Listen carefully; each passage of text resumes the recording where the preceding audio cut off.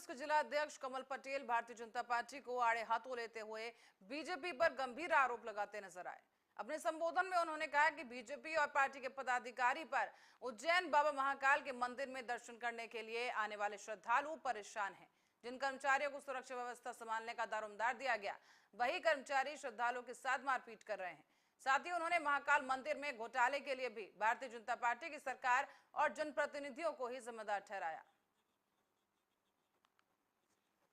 काम कर रहे हैं द्वारा आयोजित यहाँ पुलिया, सामुदायिक भवन, रोड का जो लोकार्पण, वो नाली निर्माण का जो लोकार्पण कार्यक्रम था, उसको हम लोगों ने यहाँ उसका आज उद्घाटन किया है। निश्चित रूप से वो सारी योजनाएं बनाकर हम लोगों ने आज जनता के समर्पित किया है। उसके लिए ग्राम पंचायत और हमारे यहाँ के ब्लॉक अध्यक्ष आदरणीय रमेश जनाव जी को बहुत बिहार के मुख्यमंत्री नीतीश कुमार के द्वारा बुधवार को ग्रामीण कार्य विभाग के कार्यक्रम में आगामी लोकसभा चुनाव को लेकर दिए गए बयान पर अब सियासी पारा चढ़ गया है। इस मुद्दे पर अब बीजेपी हमलावर हो गई है और गिरिराज सिंह ने इसी क्रम में नीतीश कुमार पर तीखा वार कर दिया है। भारतीय जनता पार्टी के फायर ब्रांड नेता और केंद्रीय मंत्री गिरिराज सिंह ने कहा है कि लगता है नीतीश कुमार भविष्यवक्ता हो गए हैं और लगातार भविष्यवाणी कर रहे हैं। गिरिराज का यह भी कहना है कि लोकसभा चुनाव को लेकर जो जानकारी नीतीश कुमार दे रहे हैं वो मुझे भी पता नहीं है, वो भविष्यवाणी करने लगे हैं।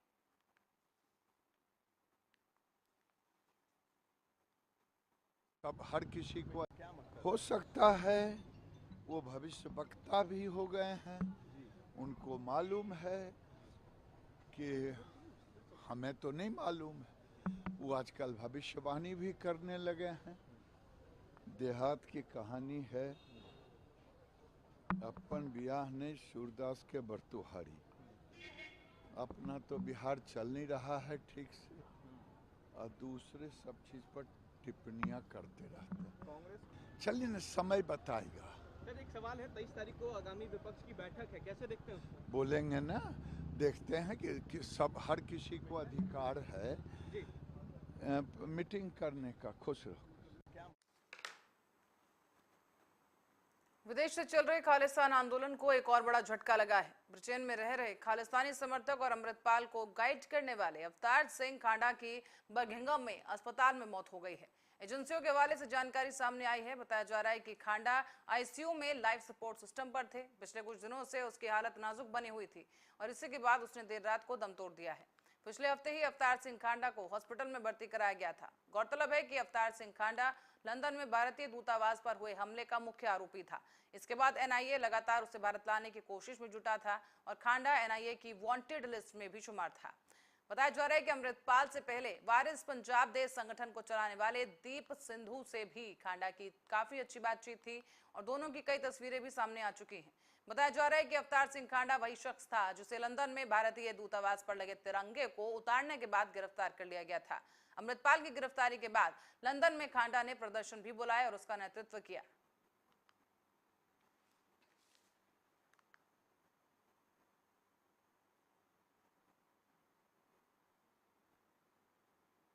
और इलाहाबाद हाईकोर्ट की तरफ से एक अहम फैसला सामने आया, जहां पर एक documentary film India who lit the fuse का प्रसारण रोक दिया गया है। बता दें आपको कि अल जजीरा मीडिया नेटवर्क को नोटिस जारी किया गया है और कोर्ट ने भारत सरकार और राज्य सरकार के आदेश का पालन करते हुए सामाजिक सौहार्द कायम रखने और राज्य हितों की सुरक्षा के लिए कदम उठाने का निर्देश दिया।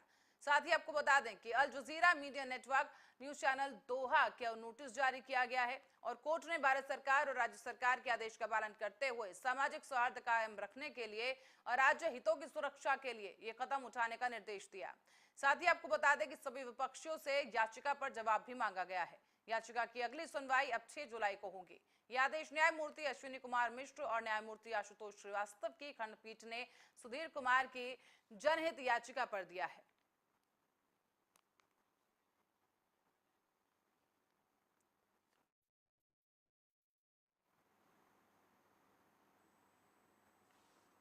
मध्य प्रदेश के गृह मंत्री नरोत्तम मिश्रा ने मीडिया से बात करते हुए विपक्षी दलों की एकता पर सवाल उठा दिए हैं।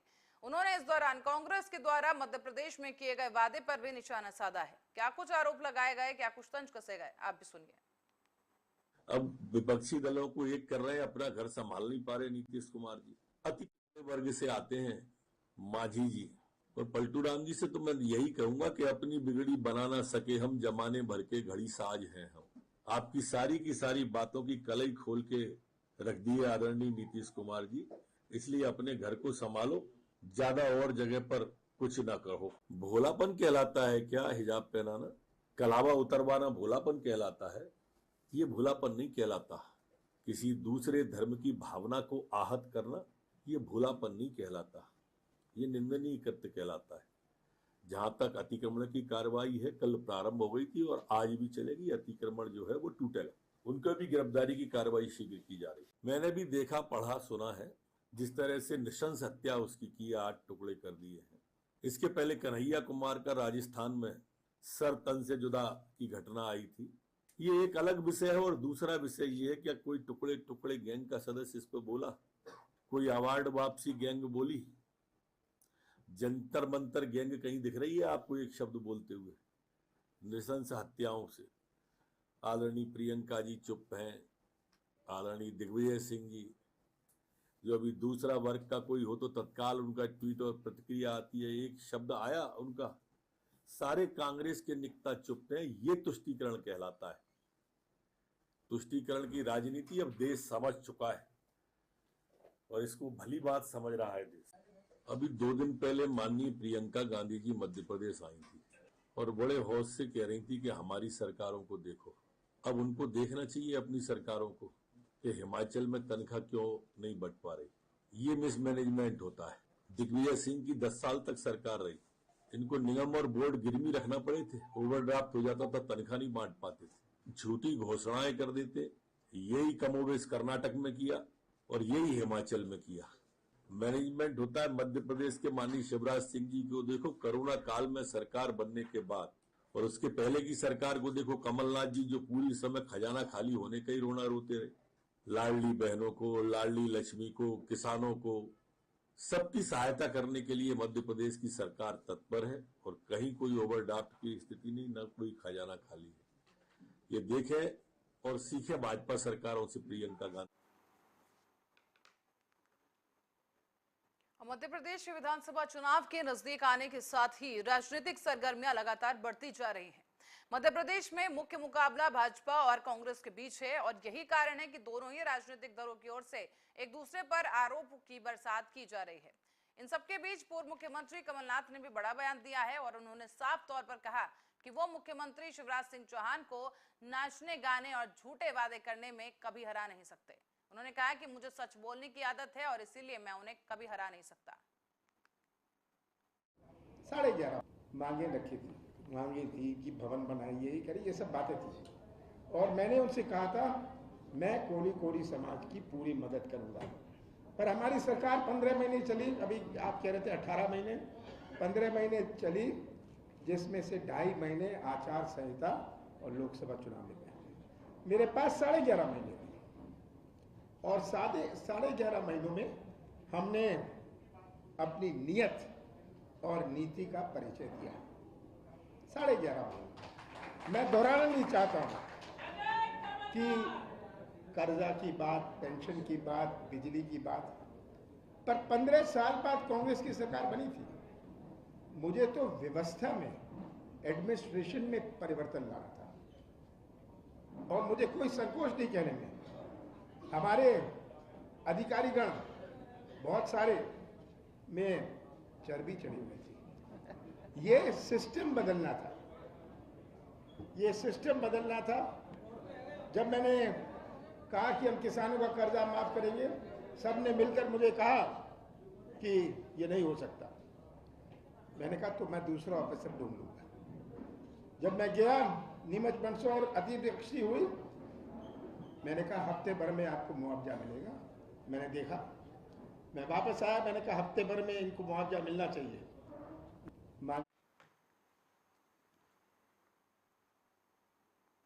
मध्य प्रदेश में इस साल विधानसभा चुनाव होने को है और ऐसे में बीजेपी और कांग्रेस नेताओं के बीच जुबानी बयानबाजी भी तेज हो गई है।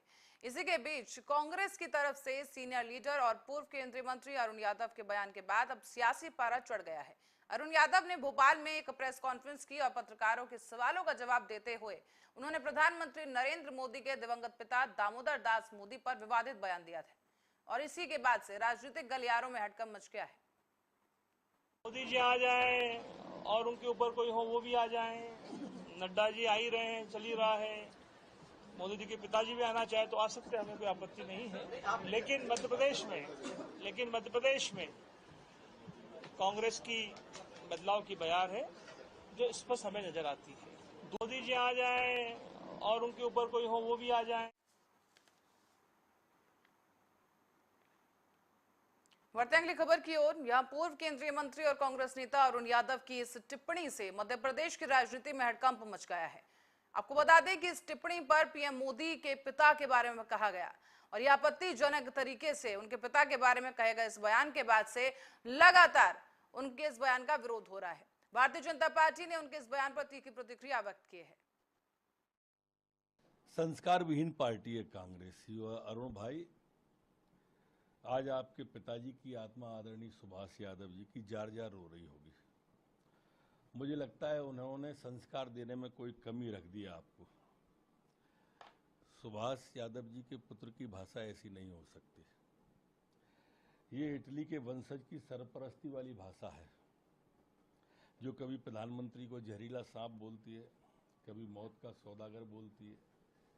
ये भाषा वही भाषा है जो संस्कार विहीन लोग बोलते हैं। ये भारत देश है, यहाँ तो स्वर्गीय जब हो जाते हैं और हमारे यहाँ तो पितरों को पानी देने तक का संस्कारों में बताया गया है। ये आप जो इटली के वंशजों की भाषा बोल रहे हो ना, जो मौत का सौदागर बोलते हैं उनकी भाषा बोल रहे हो ना, ये वास्तव में निंदनीय कृत्य है जो आज आपने किया है। देखिए, चुनाव का संघनाद तो है ही, हमारा सौभाग्य है और हम गौरवान्वित हैं। पूरा मध्य प्रदेश की 8.5 करोड़ जनता और भारतीय जनता पार्टी का एक एक कार्यकर्ता आज उत्साहित है, उमंग के साथ कि दुनिया के सर्वाधिक लोकप्रिय नेता, हम सबके जन जन के लाडले नेता माननीय प्रधानमंत्री नरेंद्र मोदी जी भोपाल मध्य प्रदेश की धरती पर पधार रहे हैं। और सबसे बड़ी बात यह है कि यहां से डिजिटल रैली जो 10 लाख बूथों पर करोड़ों कार्यकर्ताओं को माननीय प्रधानमंत्री जी यहां से संबोधित करेंगे भोपाल से। यह हमारे लिए गौरव की बात है कि माननीय प्रधानमंत्री जी ने, माननीय राष्ट्रीय अध्यक्ष जेपी नड्डा जी ने, माननीय अमित शाह जी ने जो इस भारतीय जनता पार्टी को आज के समय के अनुकूल तकनीक से पारंगत बनाया है, डिजिटलाइजेशन और भारतीय जनता पार्टी जो हुआ है, जो मध्य प्रदेश के कार्यकर्ताओं ने अथक मेहनत से किया और 30 लाख कार्यकर्ता मध्य प्रदेश के अंदर डिजिटली ऑन रिकॉर्ड इनरोल हैं।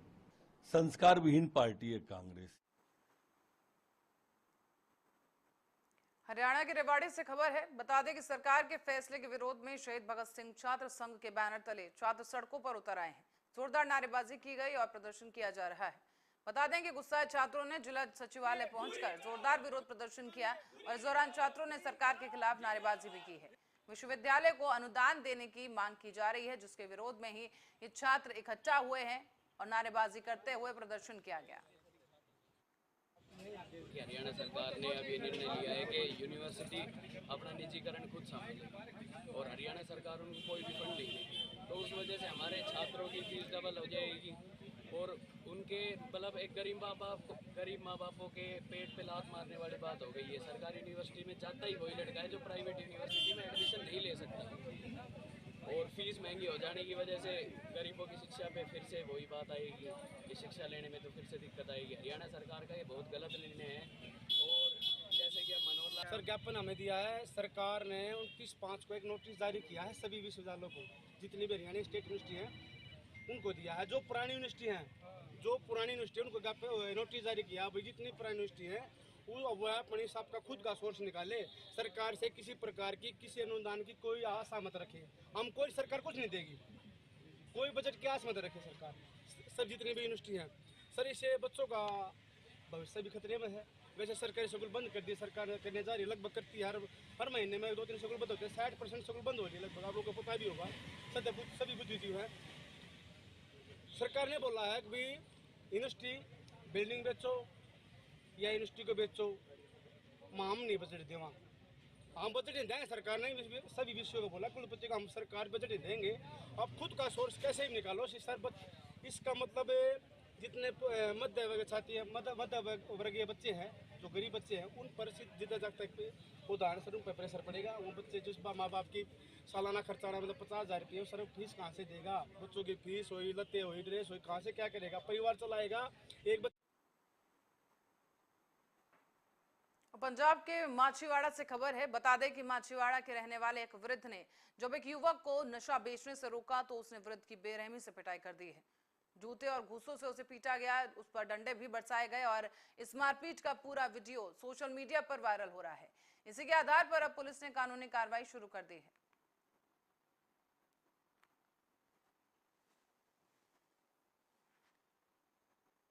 कटनी की ओर रुख करेंगे, जहां पर सलीमनाबाद के बड़ा कछार गांव में विशेष समुदाय ने लोगों के साथ मिलकर एक किशोर की निर्मम हत्या कर दी है। थाना प्रभारी विपिन सिंह का कहना है कि जब जुगल किशोर अपना इन्वर्टर लेने के लिए गांव की एक इलेक्ट्रिशियन के घर गया, तब जाकर गांव के कुछ दबंग और उनकी पत्नियों ने मिलकर सब्बल से लाठी डंडे से जुगल किशोर के ऊपर हमला कर दिया, जिससे उसकी गंभीर अवस्था में वो घायल हुआ और उसके बाद उसे स्वास्थ्य केंद्र सलीमनाबाद लाया गया है। यहाँ पर डॉक्टर शिवम दुबे ने बताया कि उसकी मृत्यु हो चुकी है। आज दिनांक 14/6/23 को डॉक्टर श्री शिवम दुबे साहब द्वारा मेरे को लगभग 5:10 पे फ़ोन किया गया कि एक व्यक्ति घायल अवस्था में आया है जिसके साथ मारपीट हुई है। तत्काल सूचना पर पुलिस बल हॉस्पिटल पहुंचा। जैसे वहां पहुंचे उसके कुछ समय बाद ही बेहोशी हालत में थे, उनकी मृत्यु हो चुकी थी। मृतक का नाम जुगल किशोर लोधी है, पिता महेश लोधी, जिनकी उम्र 37 वर्ष है, निवासी बड़ा कछार गाँव, थाना सलीमनाबाद।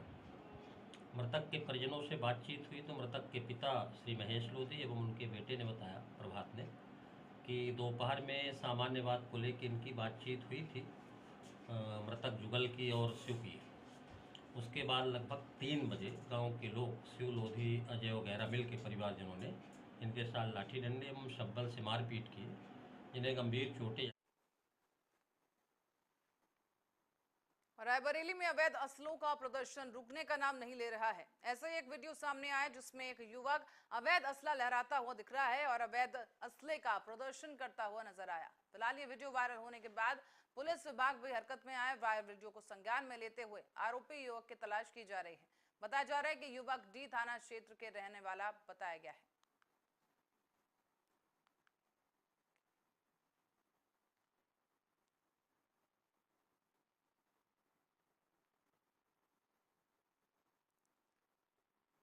और उत्तर प्रदेश के सीतापुर की ओर से खबर है, जहां पर अटरिया थाना क्षेत्र में लच्छीपुर रमन नगर में अचानक से मैथा ऑयल की एक टंकी फटने से 2 बच्चों समेत 5 लोग गंभीर रूप झुलस गए हैं।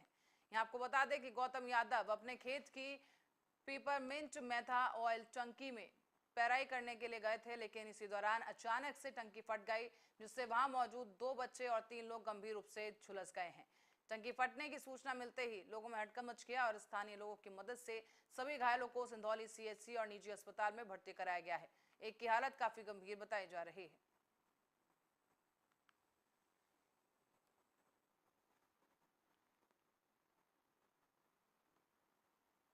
रायबरेली जिलाधिकारी माला श्रीवास्तव के निर्देश पर शहर में बनी अवैध बिल्डिंगों पर कार्रवाई की जा रही है। रायबरेली विकास प्राधिकरण क्षेत्र में बिल्डरों के द्वारा बनाई जा रही निर्माणाधीन अवैध बिल्डिंगों और कुछ बनी अवैध बिल्डिंग पर ध्वस्तीकरण की कार्रवाई की गई।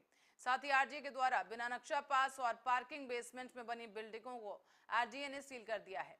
बता दें आपको कि जिलाधिकारी की कार्रवाई से अब बिल्डरों में हड़कंप मच गया है। साथ ही साथ अधिकारी माला श्रीवास्तव ने बताया कि 6 अवैध बिल्डिंगों को सील कर दिया गया है और शहर में बनी अवैध बिल्डिंगों को चिन्हित कर आगे की कार्रवाई भी की जाएगी।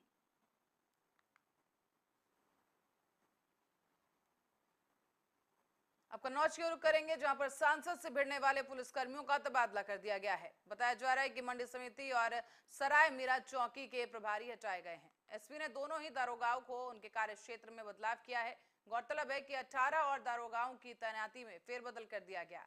16 सिपाही भी ऐसे हैं जिनका ट्रांसफर कर दिया गया है और कानून व्यवस्था मजबूत करने का एसपी ने हवाला देते हुए इस ट्रांसफर को अंजाम दिया।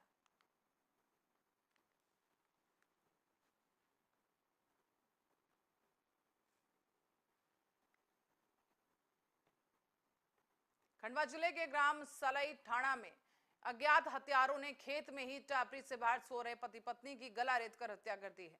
दोनों रात में खाना खाकर गांव में स्थित घर से खेत में सोने के लिए गए थे। बताया जा रहा है कि सुबह जब बेटे ने शव को देखा तो पुलिस को सूचित किया। इस डबल मर्डर से पूरे गांव में सनसनी है और पिपलौद थाना पुलिस ने घटनास्थल पर पहुंचकर जांच शुरू कर दी है।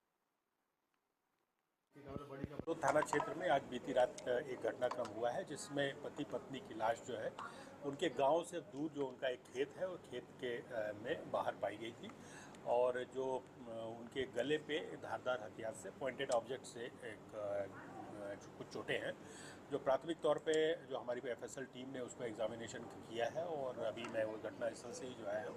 बहुत महत्वपूर्ण सुराग मिले हैं और हमको एक लीड मिली है, उस लीड पर हम काम कर रहे हैं। उम्मीद करते हैं जल्दी ही उस घटनाक्रम का खुलासा। कुछ कारण सामने आ रहे हैं? व्यक्तिगत कारणों की ही बात अभी तक सामने आई है। परिवार परिजनों से जो चर्चा हुई और किसी तरह के कोई विवाद की स्थिति नहीं है, लेकिन कुछ पारिवारिक इशू है जिस पर हमारा अभी काम चल रहा है। तो थाना क्षेत्र में आज बीती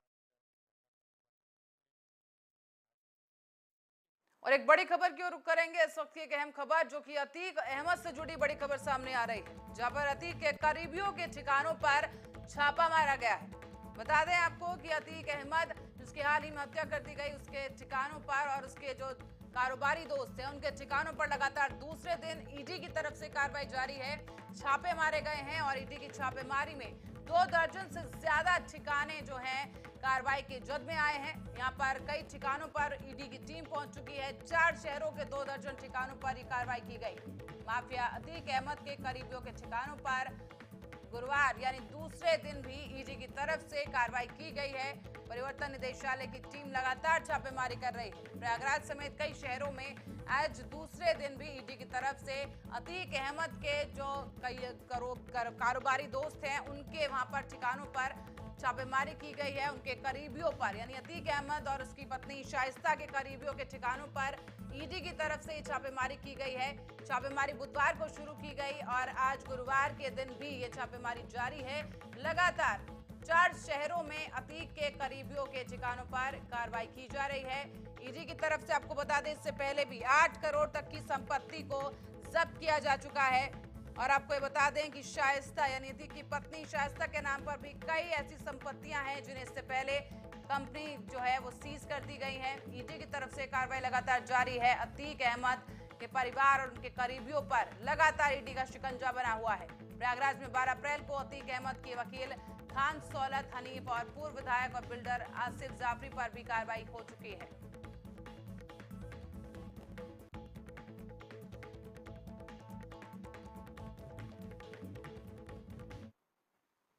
और इस खबर के साथ ही बुलेटिन में फिलहाल के लिए इतना ही। आप बने रहे हमारे साथ, देखते रहे आर्या न्यूज।